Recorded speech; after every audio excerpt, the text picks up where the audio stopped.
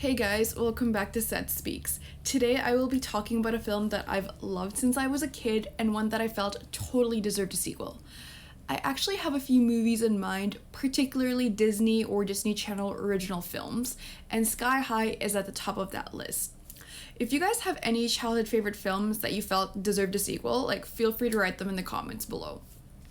So first, I will be giving a general synopsis of the film as well as my review before going in depth about why this film deserved a sequel. Sky High is a comedy superhero film. It follows Will Stronghold and his friends as they enter their freshman year at Sky High. Sky High is a high school for the children of superheroes, teaching them how to use and control their powers, as well as dividing them into two classes, heroes and sidekicks. This division happens on their first day at the school. Power placement determines the usefulness of a student's power, and if it's incredibly useful, they are placed in the hero class. If their powers are not nearly as useful or as impressive, they're placed in the sidekick class. Will's friends are all placed in the sidekick class, as was he. Because actually, unlike his friends, and despite having two famous superhero parents, Will doesn't have any powers.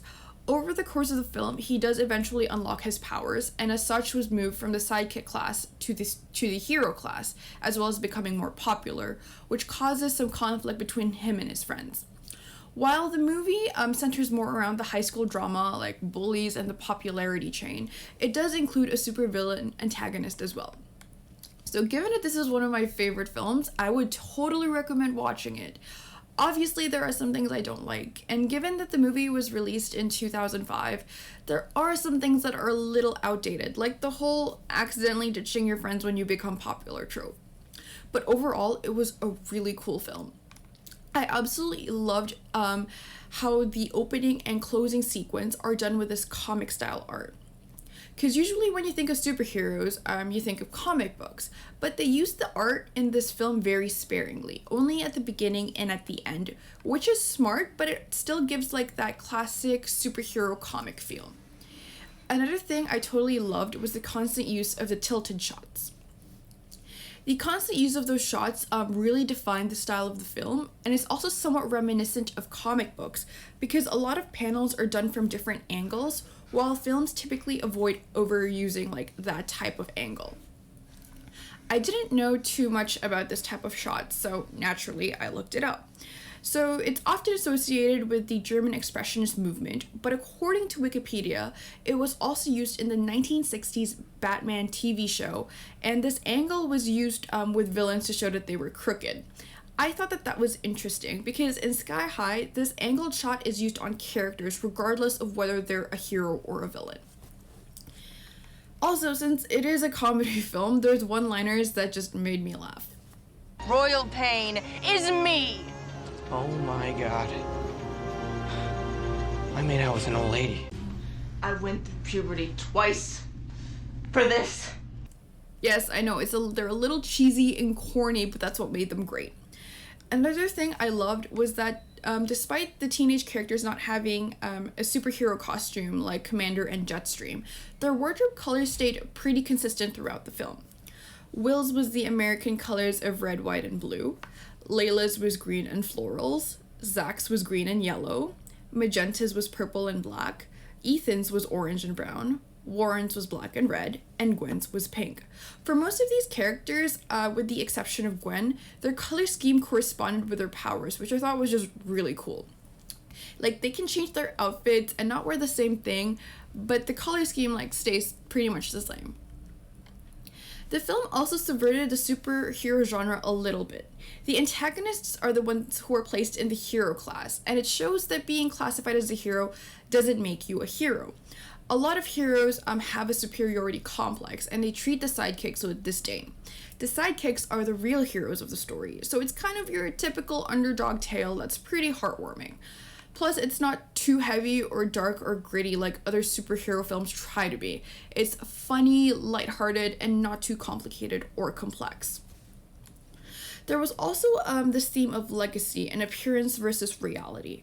All of these students are children of superheroes, and they did touch upon the expectations and pressure that they would have felt, primarily Will. Even Warren Peace, who had a supervillain father and a hero mother, was greatly affected by his parents' legacy. People assumed that Warren was going to be a villain like his father simply because he had fire powers and a hothead, pun intended. Never mind that he kept to himself for the most part. What's funny is that based on his semi-mysterious bad boy persona and his father's legacy, Warren was who you'd naturally assume to be the villain or the antagonist. But the film further subverts that by having him team up with the sidekicks to take down the real villain, Gwen Grayson, who appeared to be your typical popular student body president, but was in fact the supervillain Royal Pain the whole time. So the subversion of expectations, not just within the superhero genre, but in the teen film genre too, was just really well done. So that's my review of the film, and now I'll explain why I feel it deserved a sequel. Sky High, unlike a lot of superhero films in those years, wasn't based on any pre-existing comic books. So you don't have to follow any comic storylines, and you can go anywhere with it in terms of the story. Also, while it is a superhero film, it definitely is still a teen film at the same time. So now, we've been exposed to a lot of superhero films since 2008, particularly with the birth of the MCU. And a lot of superhero films focus more on the action and sometimes even balancing real life with the superhero life. The closest movie I would lightly compare Sky High to would be the Spider-Man films.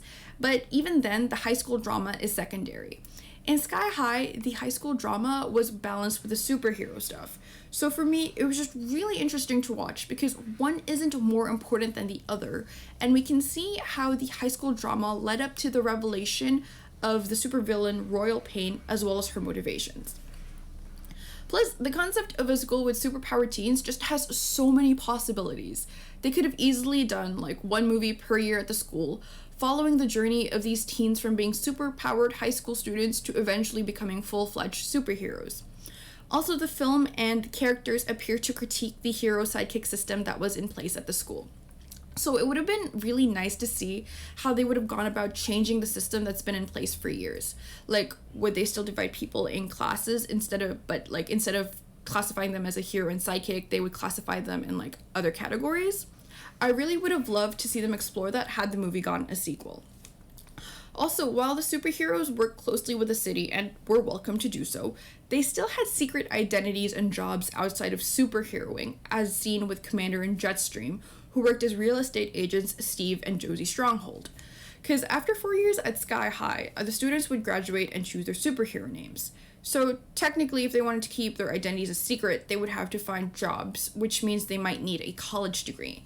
They could have even said that there's a college for superheroes to get a degree while not having to hide their identities or powers.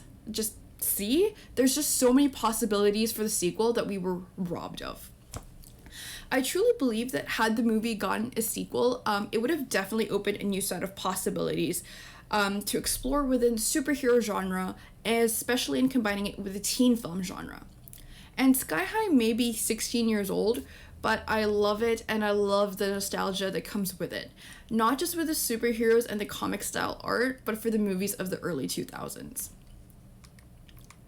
And that's a wrap on movies that deserved a sequel, Sky High. Tune in next week for my video on Lemonade Mouth. Thank you so much for watching my video, and please don't forget to like, comment, or subscribe.